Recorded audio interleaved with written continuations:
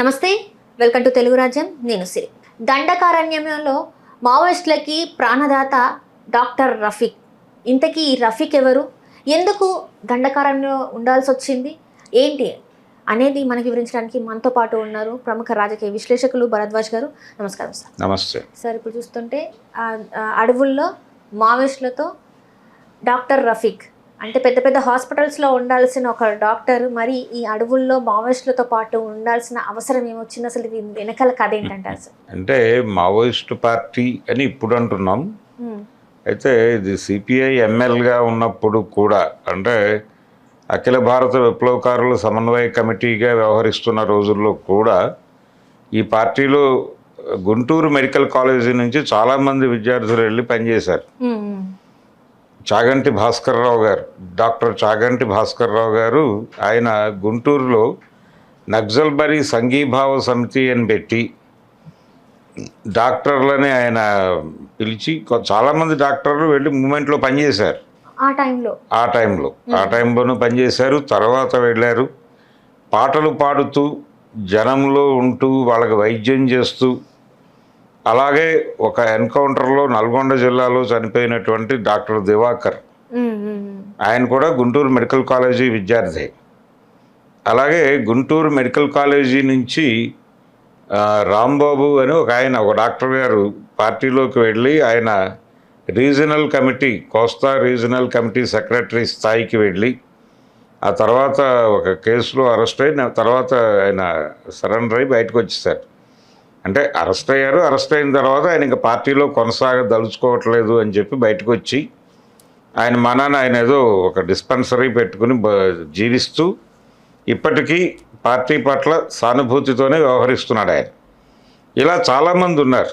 Doctor Vijay Kumar అని RSU secretary, ఆయన కూడా పార్టీలో చాలా సుదీర్ఘకాలం పనిచేశారు. ఆయన సతీమణి, ఆవిడ నర్స్ ట్రైనింగ్ తీసుకుని ఆవిడ కూడా అడవుల్లో ఉంటూ ఒక ఎన్కౌంటర్లో ఆవిడ అమరురాలైంది. అలా చాలామంది డాక్టర్లు పార్టీలో పనిచేశారు. దానిలో భాగంగానే రఫీక్ కూడా, ఆయన పంజాబీ, ఆయన దండకారణ్యం మూమెంట్తో పాటు ట్రావెల్ ఉంది ఆయనది. అంటే మావోయిస్టు పార్టీ ఆశయాలు నచ్చి వచ్చి దీనిలో పనిచేయటం ప్రారంభించాడు ఆయన. అక్కడ ప్రధానంగా లోపల దళాల్లో జరిగేటువంటి దాడులు, దళాలలో ఉండేటువంటి సభ్యులకి జరిగేటువంటి అనేక గాయాలు, బుల్లెట్ గాయాలు, ఇలాంటి వాటి నుంచి వాళ్ళకి ఇమ్మీడియట్గా ఒక రిలీఫ్ కలగటం కోసం అక్కడే ఆపరేషన్లు చేయటం, ఏదో పద్ధతిలో ట్రీట్ చేసి వాళ్ళని తిరిగి నిలబెట్టడం. ఇప్పుడు మిలిటరీలో కూడా ఒక మెడికల్ విభాగం ఉంటుంది, అది చాలా కీలకం. యుద్ధం జరుగుతున్నప్పుడు క్షతగాత్రుల్ని వెంటనే అటెండ్ అయ్యి వాళ్ళని ట్రీట్ చేసి తిరిగి వాళ్ళని శక్తివంతులుగా మార్చి యుద్ధరంగంలోకి పంపించడం కోసం ప్రతి యుద్ధంలోనూ సైన్యం వెనకాల ఒక మెడికల్ టీం కూడా ఉంటుంది. అలాంటి కీలక బాధ్యతలు భుజాన్ని వేసుకుని పనిచేస్తున్నాడు ఆయన ఇప్పటికీ. ఇలాంటి లింకులు తెంపేయడం కోసం స్టేట్ చాలా తీవ్రమైన ప్రయత్నాలు చేస్తోంది. ఇప్పటికీ సాయుధ పోరాటం కొనసాగుతూనే ఉంది. వాళ్ళేమో ఆయుధాలు దించలేదు. ఆయుధాలు దించేయమని రేపు 26 మార్చి నెలాఖరుకి ఈ దేశంలో చివరి మావోయిస్టుని నిర్మూలిస్తాను అని మాట్లాడుతున్నాడు. ఇప్పటికీ కేంద్ర హోంమంత్రి గారు మాట్లాడుతున్నాడు. ఇప్పుడు పాకా హనుమంతు, ఆయన ఎన్కౌంటర్ జరిగింది మొన్న ఒరిస్సా బోర్డర్లో. ఆయన ఎన్కౌంటర్ సందర్భంగా కూడా ఈయన ఎక్స్లో ట్వీట్ చేశాడు, అమిత్ షా గారు, మేము ఒరిస్సా ఇన్ఛార్జిని చంపేశాము అని చెప్పి. అంటే చంపేసి ప్రతిదీ ఒక సెలబ్రేటివ్ టోన్లో మాట్లాడటం అనేది చాలా విపరీత ధోరణితో ఉంది. అది చాలామంది జనాలు సఫర్ అవుతున్నారు, ఏమిటి పైశాచిక ఆనందం వీళ్ళకి అని. ఇలాంటి పరిస్థితి ఉంది. ఆయనేమో బతకనేమో అంటే ఒకటి లొంగిపోతారా చచ్చిపోతారా అంటున్నాడు ఆయన స్ట్రైట్గా. ఈ అంటున్న టైంలో ఈ డాక్టర్ల కోసం, అంటే పార్టీకి వెన్నుముకగా ఉన్నటువంటి, పార్టీ ఇబ్బంది పడిన ప్రతిసారి దాన్ని ఛార్జ్ చేసి ముందుకు నడిపిస్తున్నటువంటి ఇలాంటి కీలకమైనటువంటి వ్యక్తుల్ని వాళ్ళని టార్గెట్ చేసి వాళ్ళని పట్టుకొని ఏదో పద్ధతిలో లొంగ తీసుకోవటమో లేకపోతే లొంగకపోతే ఇంకేదైనా చేయటమో. ఇప్పుడు జరిగినటువంటి హత్యలన్నీ కూడా హిడ్మా కావచ్చు, ఆయన మెడికల్ ఎయిడ్ కోసం వెళ్ళి దొరికిపోయాడు అనేది కదా సమాచారం. అవును సార్. అలాగే పాక హనుమంత్ గారిని కూడా పట్టుకునే కాల్చి చంపారు. ఆయన అది నేరుగా జరిగిన ఎదురుకాల్పులు కాదు, ఎదురుకాల్పులు కాదు, ఆయన్ని ఒరిస్సాలో పట్టుకొని కాల్చి చంపేసి ఒక ఎన్కౌంటర్ కథ చెప్పారు.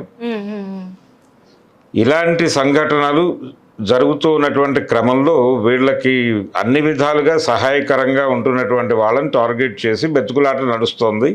ఇప్పుడు ఈ డాక్టర్ రఫీక్ గురించి కూడా సెర్చ్ జరుగుతోంది. ఇప్పుడు ఎందుకు మీడియాలో ఇతన్ని ఫోకస్ చేశారు అంటే, మీడియా అనేది ఒక రకంగా వాళ్ళు ఏది చెబితే అది రాసే పరిస్థితికి వెళ్ళిపోయింది. ఎవరు? కేంద్ర ప్రభుత్వం, కేంద్ర హోంశాఖ ఆదేశాల మేరకే ఈ వార్త సర్క్యులేషన్లోకి వచ్చింది. ఆయన ఎవరో తెలియదు, ఏం చేస్తున్నారో తెలియదు, కానీ వీళ్ళు బయట ఒక సెన్సేషన్ క్రియేట్ చేయాలనుకున్నారు. ఆ పేరుతో ఒక సెన్సేషన్ క్రియేట్ చేయటం అంటే ఆయన టార్గెట్ చేశారు అని అర్థం. ఎందుకు టార్గెట్ చేశారు? ఆయన యుద్ధరంగంలో క్షతగాత్రులైన వాళ్ళని ట్రీట్ చేసి మళ్ళీ యుద్ధరంగంలోకి పంపిస్తున్నాడు కాబట్టి అతను ఇబ్బందికరం. హిడ్మా గురించి కూడా ఇలాగే ప్రచారం చేశారు. హిడ్మా అనేవాడు చాలా గొప్పవాడు, అతను ఇక్కడ కనిపిస్తే అక్కడ వెళ్ళిపోతాడు వెంటనే, అతను చంపదలుచుకున్న వాడిని ఎలాగైనా చంపేస్తాడు, ఇలా అతనికి చాలా శక్తులు ఉన్నాయి. అల్లూరి సీతారామరాజు మీద కూడా ఇలాంటి ప్రచారమే చేశారు వాళ్ళు, బ్రిటిష్ వాళ్ళు. ఆయన దగ్గర అతీంద్రియ శక్తులు ఉన్నాయి ఇవన్నీ. అలాంటి రకరకాల ప్రచారాలు చేస్తారు, చంపదలుచుకున్న వాళ్ళని విపరీతంగా ప్రమోట్ చేస్తారు. ఇప్పుడు వీళ్ళు డాక్టర్ రఫీక్ని ఎక్కువ ప్రమోట్ చేస్తున్నారంటే ఆయన వైపు టార్గెట్ ఉందనేది అర్థం. అంటే ఇప్పుడు ఇప్పటికీ తన ఆచూకీ తెలియదు, తను జార్ఖండ్ అడవుల్లో ఉన్నారు అని చెప్పేసి కొన్ని వార్తలు. అదే వాళ్ళ ప్రోగ్రామే అది. ఈయన గురించినటువంటి ప్రజలకి ఈయన వైద్యుడు, చాలా గొప్పవాడు, అడవిలో ఉన్నాడు, ఆయన నక్సలైట్లకు ట్రీట్మెంట్ ఇస్తున్నాడు అనే ప్రచారం జరుపుతూ ఆయన తెలుస్తాడు అందరికీ. అన్ని రకాల పత్రికల్లోనూ వస్తుంది, అన్ని భాషా పత్రికల్లోనూ, అన్ని యూట్యూబ్ ఛానల్స్లోనూ, అన్ని చోట్ల ఇది ప్రచారం జరిగితే జనాలకి కనెక్ట్ అవుతుంది. జనాలకి ఎక్కడైనా ట్రాక్ అయితే వీళ్ళకి తెలుస్తుంది, ఇంటెలిజెన్స్ వీళ్ళకి కూడా తెలుస్తుంది. ఇలాంటి వ్యూహ రచనలో భాగంగానే వీళ్ళు ఎవరినైతే టార్గెట్ చేస్తారో వాళ్ళని విపరీతంగా ప్రమోట్ చేస్తారు.